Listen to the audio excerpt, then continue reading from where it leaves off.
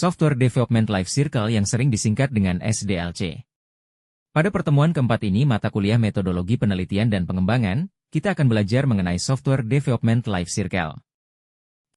Software Development Life Cycle, SDLC, adalah sebuah pendekatan sistematis dalam pengembangan perangkat lunak, yang berfungsi sebagai pedoman bagi tim pengembang dalam merancang, mengimplementasikan, dan memelihara perangkat lunak secara terstruktur dan efisien. SDLC bukan hanya sekadar metodologi, tetapi juga menjadi kerangka kerja yang memungkinkan tim proyek untuk mengikuti proses yang terorganisir, dari tahap perencanaan awal hingga perangkat lunak siap digunakan dan diperbarui sesuai kebutuhan. Dengan mengikuti SDLC, tim pengembang dapat menavigasi kompleksitas proyek dengan lebih baik. Hal ini membantu mencegah risiko kesalahan yang berpotensi memengaruhi kualitas perangkat lunak secara keseluruhan, serta memungkinkan mereka untuk mencapai hasil yang efisien dalam hal waktu, biaya, dan kepuasan pengguna akhir.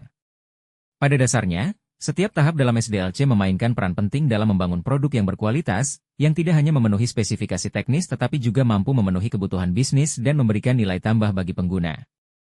SDLC membagi proses pengembangan menjadi beberapa fase penting yang masing-masing memiliki peran dan tujuan spesifik. Setiap tahapan dalam SDLC memberikan fondasi dan pengaturan yang diperlukan untuk melanjutkan ke tahap berikutnya, sehingga tercipta alur kerja yang terstruktur dan produktif. Mari kita eksplorasi tahapan-tahapan utama dalam SDLC yang menjadi kerangka kerja untuk membangun perangkat lunak yang stabil dan efektif. Tahap pertama dalam SDLC, yaitu analisis kebutuhan, merupakan fondasi penting dalam pengembangan perangkat lunak karena berperan sebagai panduan untuk keseluruhan proses pembangunan. Dalam tahap ini, tim proyek, terdiri dari analis bisnis, pengembang, desainer UX, dan pihak lain yang relevan, bekerja sama dengan pengguna akhir dan pemangku kepentingan utama untuk melakukan analisis menyeluruh atas kebutuhan bisnis.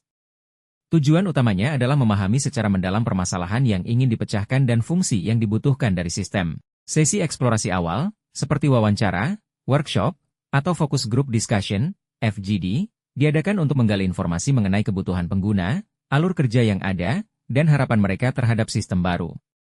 Dalam proses ini, tidak hanya fungsi inti yang diidentifikasi, tetapi juga persyaratan fungsional, fungsi spesifik yang harus dimiliki sistem, dan non-fungsional, misalnya, keandalan, kinerja, keamanan, dan skalabilitas yang diperlukan. Selama analisis kebutuhan, juga ditentukan prioritas dari setiap kebutuhan, mengelompokkan mana yang menjadi prioritas utama versus yang dapat diterapkan dalam iterasi berikutnya. Hal ini penting untuk memudahkan manajemen proyek dan memastikan bahwa sistem yang dihasilkan nantinya akan tetap relevan dan memberikan nilai maksimal. Dokumentasi rinci disusun dalam bentuk dokumen persyaratan, Requirement Specification Document, yang berfungsi sebagai kontrak antara tim pengembang dan pemangku kepentingan, sehingga setiap perubahan pada kebutuhan di masa depan dapat dilacak dengan jelas dan dikelola dengan hati-hati. Analisis kebutuhan yang tepat membantu tim pengembang dalam membangun solusi yang tidak hanya sesuai dengan ekspektasi pengguna, tetapi juga scalable, aman, dan mampu berkembang seiring perubahan bisnis. Tanpa analisis kebutuhan yang solid, risiko kesalahan interpretasi meningkat, sehingga memungkinkan munculnya permintaan perubahan besar di tahap-tahap pengembangan berikutnya, yang dapat menyebabkan penundaan proyek dan peningkatan biaya. Fase kedua yaitu perancangan sistem. Berdasarkan kebutuhan yang telah dianalisis, tim proyek memasuki tahap perancangan sistem. Di sini, mereka menyusun blueprint atau desain arsitektur teknis perangkat lunak yang akan dibangun. Tahap ini melibatkan perancangan struktur data, desain antarmuka pengguna, diagram alur kerja, serta strategi integrasi sistem, yang akan menjadi fondasi bagi tahap pengkodean. Perancangan yang mendetail dan sistematis memudahkan tim untuk memahami bagaimana tiap komponen perangkat lunak akan bekerja secara harmonis, serta meminimalkan risiko perubahan signifikan yang bisa mengganggu kemajuan proyek. Selain itu, desain sistem yang matang juga memungkinkan efisiensi dalam pengkodean, karena tim pengembang memiliki panduan teknis yang jelas dan terarah. Fase ketiga implementasi. Tahap implementasi atau pengkodean adalah inti dari SDLC, di mana desain sistem diterjemahkan menjadi perangkat lunak yang nyata. Tim pengembang memulai proses pengkodean berdasarkan spesifikasi desain, dengan membangun komponen-komponen perangkat lunak secara bertahap dan modular. Pendekatan ini memungkinkan pengembangan yang terstruktur, sehingga setiap modul dapat diuji dan diintegrasikan secara efektif. Selain itu, tim harus memastikan bahwa kode yang ditulis memenuhi standar kualitas dan keamanan yang telah ditetapkan. Pada tahap ini, kolaborasi yang baik antara anggota tim dan penggunaan alat-alat version control sangat penting untuk menjaga konsistensi dan memfasilitasi koordinasi kerja yang efisien. Fase keempat pengkodean. Setelah pengkodean selesai, perangkat lunak memasuki tahap pengujian yang ketat. Pengujian dilakukan untuk memastikan bahwa perangkat lunak bebas dari bug, bekerja sesuai spesifikasi, dan siap digunakan oleh pengguna. Tahap ini melibatkan berbagai jenis pengujian, seperti pengujian unit, pengujian integrasi, pengujian sistem, dan pengujian penerimaan pengguna, user acceptance testing. Setiap jenis pengujian memiliki fokus yang berbeda, mulai dari memeriksa fungsi spesifik hingga memastikan bahwa seluruh sistem bekerja secara integratif dan responsif. Dalam lingkungan proyek besar, pengujian otomatisasi juga sering diterapkan untuk mempercepat proses dan memastikan bahwa perangkat lunak dapat menangani beban kerja yang tinggi. Tahap pengujian yang menyeluruh ini sangat penting untuk menjamin kualitas perangkat lunak yang dirilis dan mengurangi kemungkinan kegagalan di lingkungan produksi. Fase kelima, peluncuran. Setelah lulus pengujian, perangkat lunak siap untuk di-deploy atau diluncurkan di lingkungan produksi.